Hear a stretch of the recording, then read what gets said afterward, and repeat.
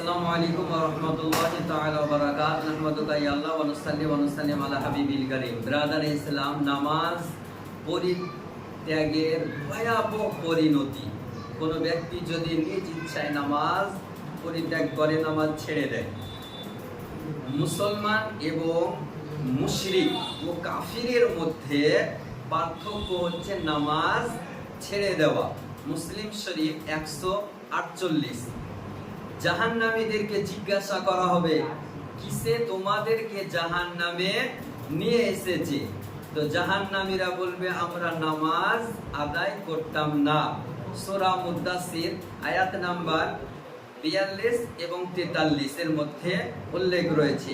কিয়ামতের দিন সর্বপ্রথম বান্দাকে নামাজ সম্পর্কে হিসাব নেওয়া হবে। যদি তা সঠিক হয় তাহলে অন্যান্য আমলগুলো সঠিক হবে, আর যদি তা সঠিক না হয় তাহলে অন্যান্য সকল আমল বরবাদ হয়ে যাবে।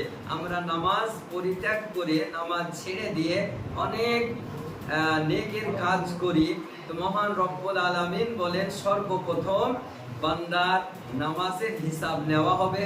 তার যদি নামাজ ঠিক থাকে তাহলে সমস্ত ওর নেকি, ওর কর্ম, ওর আমল আল্লাহর দরবারে কবুল হবে। তা ব্যতি রেখে, তার নামাজ ব্যতি রেখে তার কোনো আমল আল্লাহর দরবারে কবুল হবে না।